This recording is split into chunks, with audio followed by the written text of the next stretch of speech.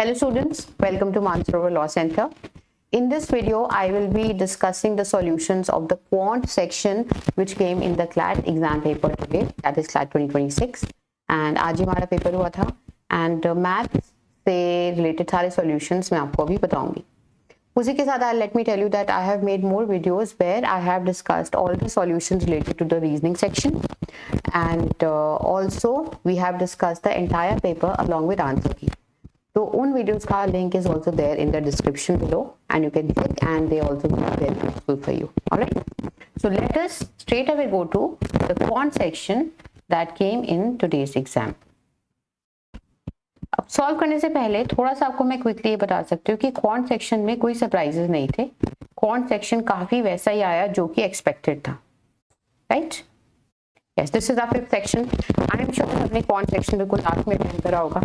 And सबसे important होता है कि जब हम मैथ का सेक्शन सॉल्व करना शुरू करते हैं तो हम उसको स्ट्रैटेजिकली करें. स्ट्रैटेजिकली करें मतलब आपको सोचना पड़ेगा कि किस क्वेश्चन को आप पहले करोगे. By the time everybody reaches the math section, you have about 15 minutes. So you have to devise a plan कि किस क्वेश्चन को पहले अटेम्प्ट करेंगे, किसको बाद में, because time is the most important thing. Same time में आप जितने ज़्यादा क्वेश्चंस कर पाओगे उतना ज़्यादा हमें बेनिफिट है. तो हिसाब से आज के पेपर में जो आपके दो क्वेश्चंस आए हैं, दोनों क्वेश्चंस परसेंटेज पे ही आए हैं. And at the face of it first question and second question में कोई बहुत ज़्यादा फर्क नहीं लग रहा. दोनों सिमिलर लग रहे हैं, दोनों की सॉल्व करने की स्ट्रैटेजी भी सिमिलर है. कुछ देख के नहीं लगेगा कि ये क्वेश्चन ज़्यादा डिफिकल्ट है, ये क्वेश्चन इजी है, ऐसा कुछ भी नहीं है. बट जब आप सॉल्व करने अगर लगते हैं तो आप रियलाइज करते हैं कि फर्स्ट क्वेश्चन की कैलकुलेशन थोड़ी कॉम्प्लेक्स है. वो आप ऑप्शन से भी देख सकते थे. जैसे अगर आपने फर्स्ट क्वेश्चन के ऑप्शन ही देखें तो 477:748 ये सारी वैल्यूज देख के, या फिर आप सेकंड में देखा तो आपने 18.75, या फिर आप अगर आगे की वैल्यूज देखो तो 50.86, 49.75, 52.15. इससे थोड़ा सा शायद आप अंदाजा लगा सकते हो कि थोड़ी कैलकुलेशंस इसमें कॉम्प्लेक्स हैं. बट सेकंड क्वेश्चन में कैलकुलेशंस काफी इजी हैं. तो either way I would like कि पहले हम इजी वाला क्वेश्चन पहले सॉल्व कर लें, ठीक है, then we will move to the difficult question. Alright. So ये है हमारा easy question. I will be needing a lot of space to solve, so that is why I will just go off screen.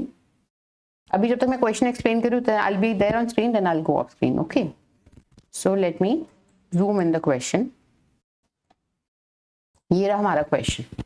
अब अगर इस question को हम solve करें तो देखेंगे question में दिया है कि a state electricity report serves as an important tool to assess energy production and track progress in the power sector.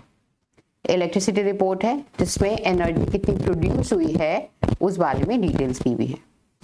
By providing quarterly data, her quarter का डेटा दे के, on generation measured in gigawatt hours, the report highlights contribution of different sectors. तो इसी से आपको इतना पढ़ के समझ आ जाएगा कि अच्छा, तो यहाँ पे हमें अलग अलग सेक्टर्स का कंट्रीब्यूशन दिया है अलग अलग क्वार्टर्स में. हर क्वार्टर में अलग अलग सेक्टर्स ने अपना कंट्रीब्यूशन दिया है. कितना कितना कंट्रीब्यूशन दिया है, इसका कंट्रीब्यूशन कितना ज्यादा है कम है, इसी से रिलेटेड हमारे क्वेश्चंस होने वाले हैं. The different sectors are coal, gas, hydro, solar and wind. This not only helps in understanding the overall energy mix but also conventional versus renewable sources, and it also helps in policy making, planners, stakeholders and so on. Okay. A state electricity report provides quarterly generation by sources, that is coal, gas, hydro, solar and wind. तो 4 quarters हैं. हर साल में 4 quarters होते हैं. Quarter मतलब 3 months, right. हर quarter में हर source ने कितना कितना कंट्रीब्यूशन दिया है, इससे रिलेटेड आपको डेटा दिया है. एंड ऑब्वियसली जब भी हमें डेटा दिया होता है पहले हमें डायग्राम में उसको पुट करना होता है, उसी के बाद आप क्वेश्चन सॉल्व करते हो. तो ये क्वेश्चन जब आपके पास आया तो what you should have done is कि क्वेश्चन को देख के आपने इसका डायग्राम बनाना था, एंड उस डायग्राम के अंदर सारी जो डिटेल्स हैं उसको हमें फीड करनी थी. Alright. So let us make a diagram. I would like to make a diagram here जिससे कि नीचे के क्वेश्चंस को भी हम केटर कर पाएंगे. To zoom out a little more. Yes. So this is where we'll make the diagram.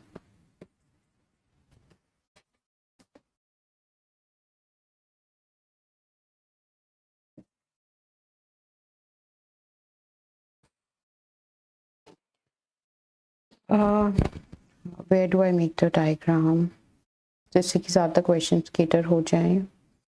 I think I'll have to make the diagram here. This is shifting to new page, तो diagram यहाँ पे नहीं आ पाएगा.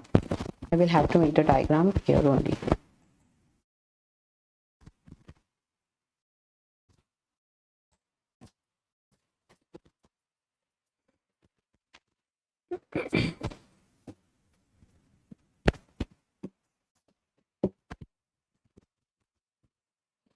I'm going off screen, students, so that I have enough space to explain the question. Okay. So what we're going to do is we are going to make columns. एक column बनाएंगे quarters का और फिर उसके अलावा 5 columns हम बनाएंगे in terms of सबका कितना कितना कंट्रीब्यूशन है. ओके, सो एक कॉलम बनेगा क्वार्टर का, then we'll make column of I can write, all right, okay, coal, then gas, then hydro, solar, wind, and यहाँ पे total.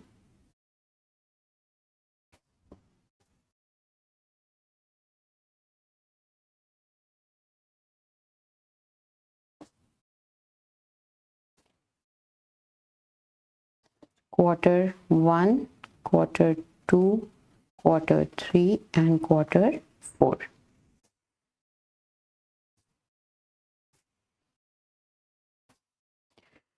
तो अगर हम देखिए क्वार्टर 1, कोल से जनरेशन है 2200 गीगावाट आवर्स. तो 2200 ही लिख रही हूँ मैं, गीगावाट आवर्स हर किसी में नहीं लिख रही टू सेव टाइम. गैस का कंट्रीब्यूशन है 800, देखो दिया है. कोल का कंट्रीब्यूशन 2200, गैस का कंट्रीब्यूशन 800, हाइड्रो का कंट्रीब्यूशन है 900, सोलर का कंट्रीब्यूशन है 700, विंड का कंट्रीब्यूशन है 400 एंड टोटल कंट्रीब्यूशन है 5000 gigawatt hours in quarter 1. In quarter 2 कोल का कंट्रीब्यूशन बढ़ गया है टू 2400 गीगावाट आवर्स, गैस का हो गया है 700,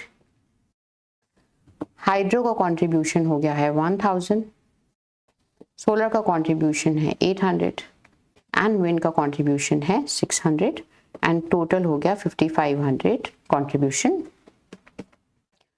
then if you move to coal, quarter 3 में कोल का कंट्रीब्यूशन है 2100, गैस का कंट्रीब्यूशन है 900, हाइड्रो का कंट्रीब्यूशन कम हो गया है टू 800, सोलर का कंट्रीब्यूशन हो गया है बढ़ गया है 1000 एंड विंड का कंट्रीब्यूशन 700.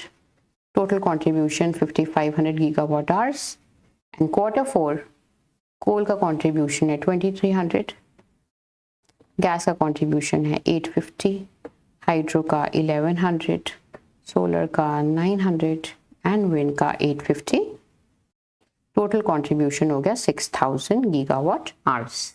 ओके, ये आपको हर क्वार्टर का कंट्रीब्यूशन पता लग गया सबका इंडिविजुअली. साथ ही आपको दिया है that for analysis renewables are taken as hydro, solar and wind. Hydro, solar and wind इन तीनों को माना गया है renewable source of energy. Hydro, solar and wind. And a carbon policy scenario proposes cutting quarter 4 coal by 10%. एक carbon policy बनाई गई है जिसमें बोला गया है कि जो क्वार्टर 4 में जितना कोल जनरेट हुआ है we should reduce that by 10%. 2300 ना हमें प्रोड्यूस करना चाहिए था, हमें इसको 10% कम कर देना चाहिए था. आप या तो 90% निकालो या आप 10% कर लो. इसको 10% कम कर लेना चाहिए हमें, फ्यूचर के लिए बता रहे हैं वो, यानी 2300 में से 230 कम जनरेट करना चाहिए. This is what they are saying. तो दे आर सेइंग कि फ्यूचर में अगली बार से 2300 माइनस 230, नेक्स्ट टाइम 2070 गीगावाट पे भी हमें प्रपोज है कितना प्रोड्यूस करना चाहिए, 2070. This is proposed. Okay, and they are saying कि जो 10% हमने कट करा है that should shift entirely to solar and wind. Shift the entire reduction equally into solar and wind. 230 gigawatt हम कम प्रोड्यूस कर रहे हैं कोल, तो ये जो हमने कम प्रोड्यूस करा इसका बर्डन हम सोलर एंड विंड पे डाल दें. दैट मीन्स द 230 को हम 2 से डिवाइड कर दें, 115, और सोलर एंड विंड दोनों हम 115 बढ़ा दें. तो अगर सोलर में हम 115 ऐड कर दें तो इट बिकम्स सोलर में हम पहले ऐड कर रहे हैं. सोलर में अगर हम 115 ऐड कर देंगे तो ये बन जाएगा 1015. This is proposed, right? And same way अगर हम विंड में भी 115 ऐड कर देंगे तो विंड बढ़ जाएगा 965. This is not the current scenario, this is proposed. वो कह रहे हैं कल को कोल आप 2300 ना रख के 2070 रखो और सोलर और विंड बढ़ा दो. सोलर 900 की जगह 1015 कर दो और विंड भी 850 की जगह 965 कर दो. This is what they are saying for future. Okay, now we'll solve the first question. The first question says the total annual generation is how much? Total annual generation कितनी है? तो हमें हर क्वार्टर का टोटल पता है, इन चारों quarter के total को आप ऐड कर दो. This becomes 22,000 gigawatt hour. 22,000 becomes the correct answer. If we see more questions, the next question is the overall renewable share of annual generation is closest to what? Renewable का share कितना percent है of the total share? तो पहले आप hydro, renewable का मतलब है hydro, solar and wind. तो हाइड्रो, सोलर एंड विंड का टोटल कितना कंट्रीब्यूशन है when compared with overall total? तो पहले आप हाइड्रो का टोटल कर दो, 900 plus 1000 plus 800 plus 1100 makes it 3800. Solar के 700 प्लस 800 प्लस 1000 प्लस 900, इसको हम ऐड करेंगे तो इट बिकम्स 3400. एंड अगर हम विंड की बात करें तो विंड में 400, 600, 700 एंड 850 हम ऐड करें, this becomes 2550. Okay, so what we need to do is कि हमें इन तीनों को ऐड करना है and we have to find out कि टोटल कितना हो जाएगा. So 3800 plus 3400, I'll let me write down, plus 3400 plus 2550. This is the total contribution of renewable on the total generation, that is 22,000 into 100. 3800 plus 3400 plus 2550, that makes it 9750 upon 22,000 into 100 becomes 44.3%. I wonder कि glitch क्यों आ रहा है कि screen ना बार बार वो कर रही है, स्विच कर रही है, but this is how it is going to be. ठीक है, सो इसका करेक्ट आंसर हो गया 44.3%. Let's see the next question. The quarter with highest renewable percentage share. किस क्वार्टर में रिन्यूएबल का शेयर हाईएस्ट है, this is what you have to C.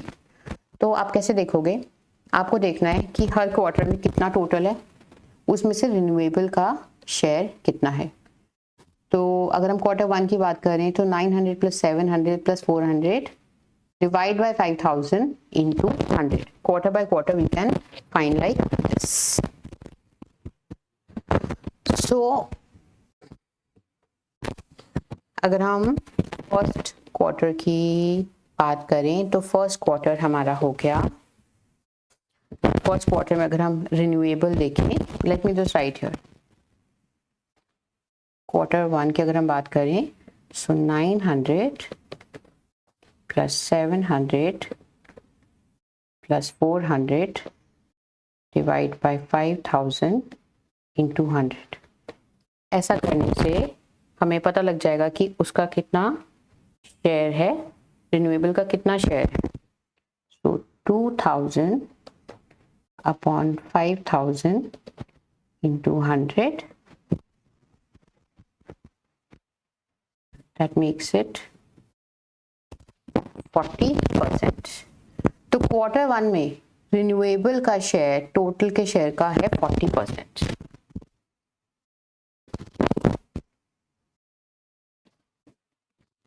Similar way quarter 2 में रिन्यूएबल का शेयर अगर आप सेम तरह से सॉल्व करोगे, it will come as 43.6%। Quarter 3 is 45.4% and quarter 4 is 47.5%। Quarter 4 का कैसे निकालेंगे हम, इन तीनों का share 1100 plus 900 plus 850 divide by 6000 into 100, उसका आंसर आया 47.5%। तो किस क्वार्टर में रिन्यूएबल एनर्जी का परसेंटेज सबसे ज्यादा है, आपका आंसर होगा डी। एंड सिमिलर क्वेश्चन आपका है एक लास्ट में, the quarter with lowest renewable percentage share, किस क्वार्टर में रिन्यूएबल का शेयर सबसे कम है, क्वार्टर 1 में, तो आपका आंसर हो गया इसका quarter 1। Okay, so we know question answers for question number 117 and 120 by solving one of the questions. Now it says a carbon policy reduces quarter 4 coal by 10% and shifts the entire reduction equally to solar and wind। वो already हम कर चुके हैं। The new quarter 4 solar is how much? Quarter 4 solar is how much? 1015। Already solve कर चुके हैं हम, right? ये तो ऑलरेडी हमने सॉल्व कर लिया था, तो 1015 भी ऑलरेडी न्यू। सोलर का कितना है शेयर, 1015, अगर हम कार्बन पॉलिसी के हिसाब से काम करेंगे। And they are saying the annual gas is to hydro generation ratio is how much? Gas is to hydro generation, hydro का जनरेशन तो हमें पता 3800 है, गैस का अगर हम टोटल करें 800 plus 700 plus 900 plus 850, that will come out as 3250। okay, that will come out as 3250 and हमें पता करना है gas is to hydro, 3250 is to 3800, 3250 is to 3800, ये दोनों 5 से डिवाइड हो जाएंगे, so that is 65 to 76। Gas and hydro generation का रेशियो, गैस का टोटल कर लिया, हाइड्रो का टोटल कर लिया चारों क्वार्टर्स का, फिर उसका रेशियो निकाल लिया। 3250 is to 3800, that comes out as 65 is to 76। so question number 116 का करेक्ट आंसर है, right? so this was our second question of quant and I think सबको समझ आया होगा। Similarly, we'll solve the first question. Okay, I have to go off screen. We'll solve the first question.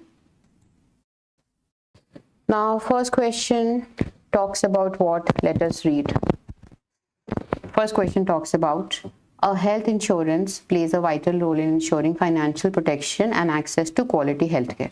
Insurance की बात हो रही है, health insurance की बात हो रही है. In India, however, the extent and nature of health insurance coverage varies significantly between urban and rural areas. Obviously देखो urban areas में लोग ज़्यादा health insurance कराते हैं, rural areas में लोग कम कराते हैं.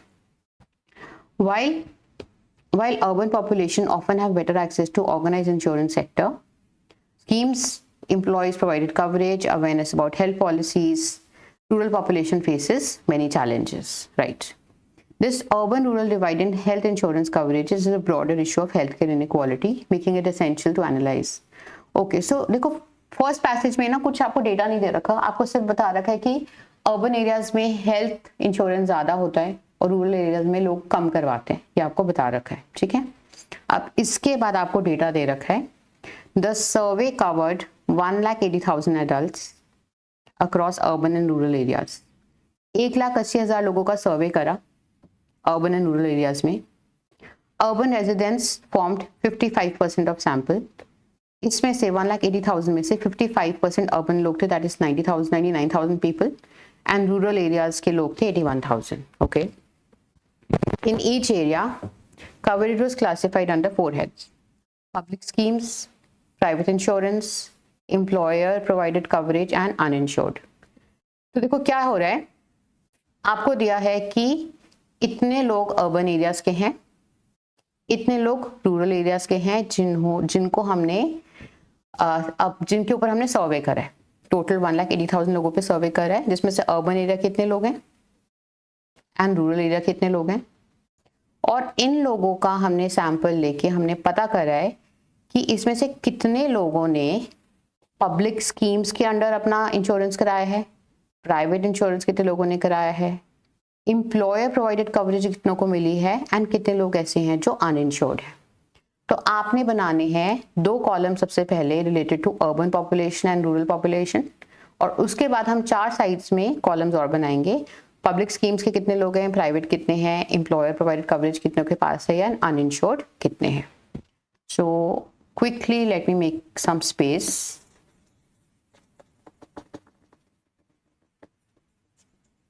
Obviously I'll need some space to make the diagram.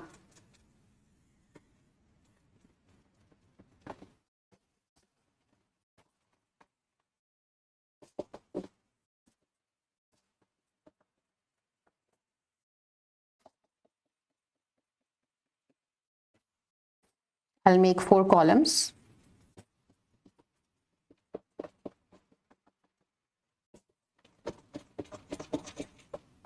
All right. So what I'll be doing, एक कॉलम तो मैं बनाऊंगी urban versus rural, total population.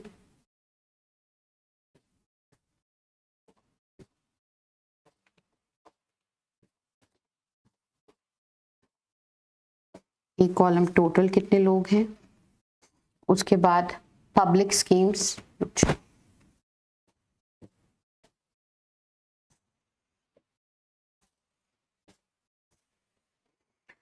Public schemes वाले कितने हैं,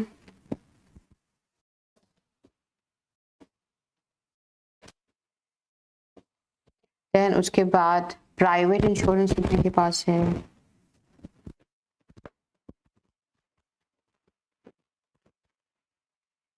एम्प्लॉयर प्रोवाइडेड कवरेज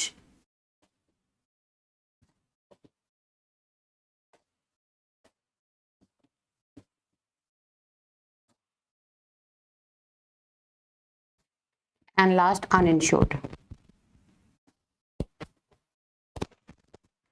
ओके. आपको दिया है कि टोटल लोग हैं 1,80,000 जिसका हमने जिन पे सर्वे करा, जिसमें से 99,000 लोग तो थे अर्बन एरियाज के एंड 81,000 लोग थे रूरल एरियाज के, right. This is given to us. Now we have some more things to see. We have more data to cover. So we'll see. I think यहाँ तक सबको समझ आएगा कि डायग्राम हमने कैसे बनाया है, right? This much must be clear to everybody.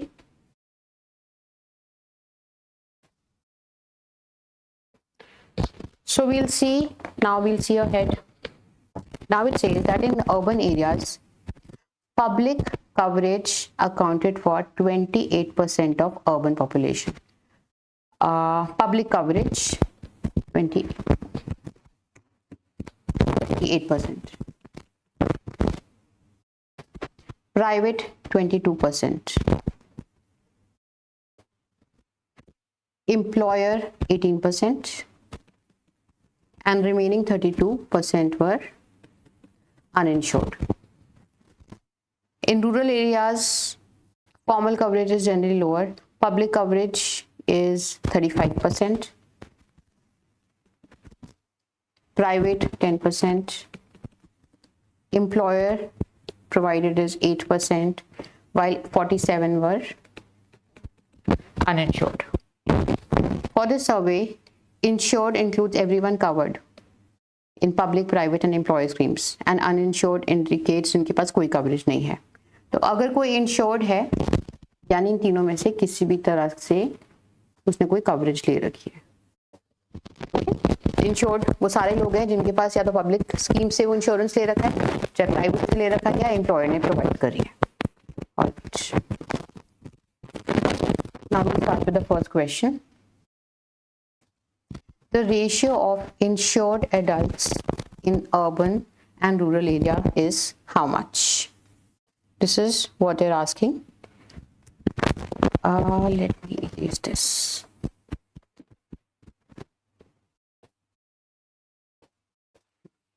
The ratio of insured adults in urban is to rural areas is how much? Urban areas में insured adults कितने हैं? देखो 32% uninsured है, यानी रिमेनिंग 68% इंश्योर्ड है. तो 99,000 के 68% लोग अर्बन एरियाज में इंश्योर्ड है एंड रूरल एरियाज में 81,000 लोग हैं टोटल, जिसमें से 47% के पास इंश्योरेंस नहीं है, यानी रिमेनिंग 53% के पास इंश्योरेंस है. So 99,000 का 68% is to 81,000 का 53%. That will come out as 748 is to 477. तो आपके फर्स्ट क्वेश्चन का आंसर हो गया 748 is to 477. This is the first question. I'll have to zoom out now because we have to see questions below this.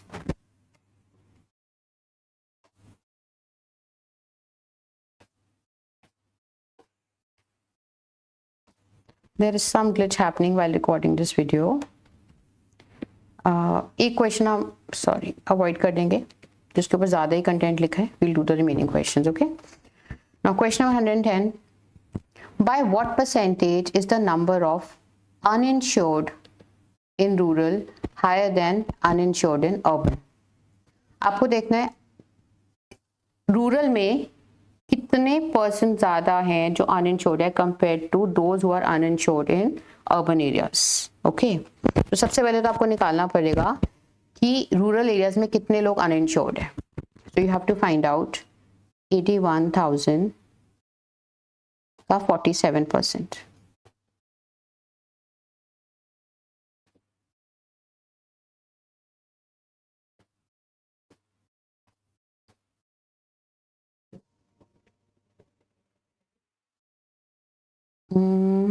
By what percentage is the number of uninsured in rural areas higher than uninsured in urban areas?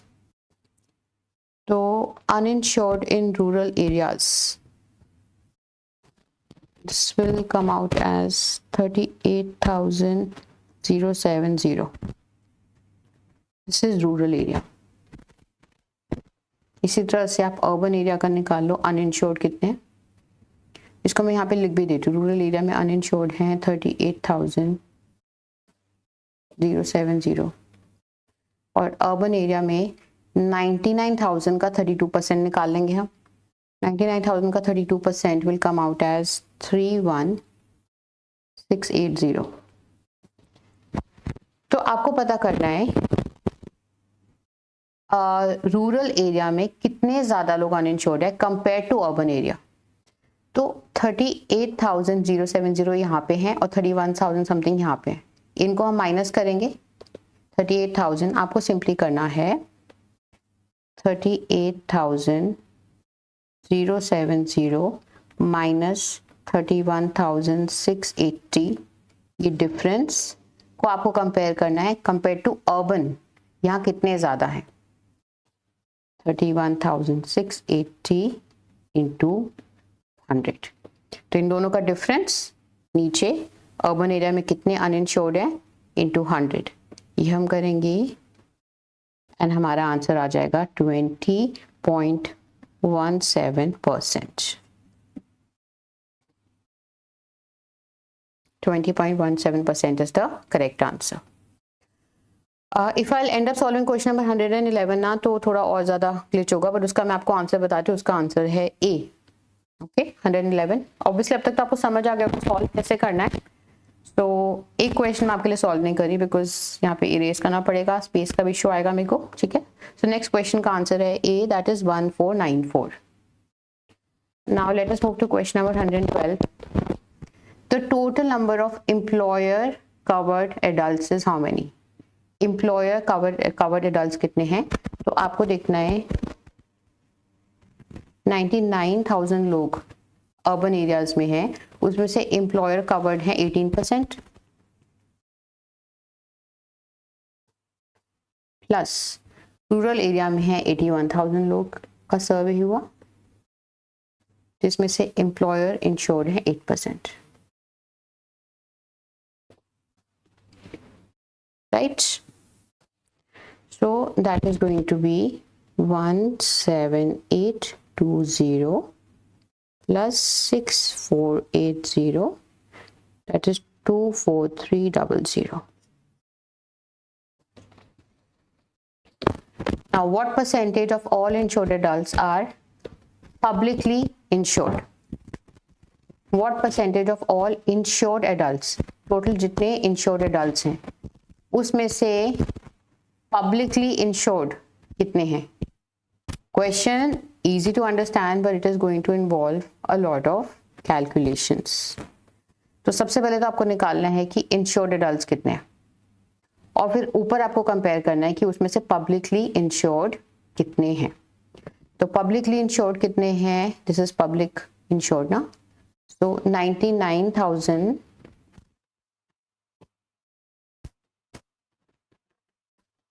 का 28% plus 81,000 में से 35% public insured है,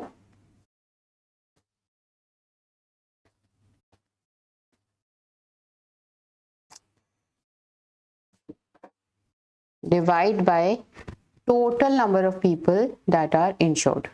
total number of people that are insured आप ऐसे भी निकाल सकते हो कि इतने लोगों में से इतने अनइंश्योर्ड है, तो रिमेनिंग इंश्योर्ड हो गए।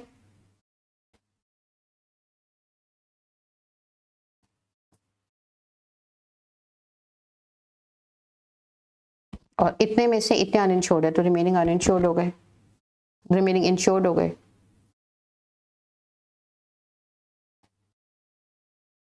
into 100.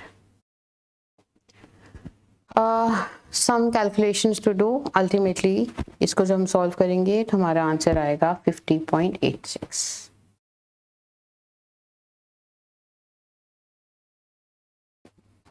Right? And the last question, what percentage of total surveyed population was insured? Total कितने परसेंट लोग इंश्योर्ड हैं, कितने परसेंट पॉपुलेशन इंश्योर्ड है, ये आपको पता करनी है। तो इतने लोग अनइंश्योर्ड हैं, तो इंश्योर्ड इतने हैं। देखो आपको क्या करना है, इंश्योर्ड लोग टोटल कर दिए and divided by total number of people. This is what we have to do for this particular question. So just give me a second. Yes. तो सबसे पहले हम इसमें से अनइंश्योर्ड लोग माइनस कर देंगे। 99,000 minus 31680, that will come out as 67320 plus 81,000 में से 38,070 माइनस कर दो, so that will come out as 42430 and divide that by total population, that is 1,80,000. Percentage में करने के लिए into 100, and once we solve this, the answer comes at 61.25%.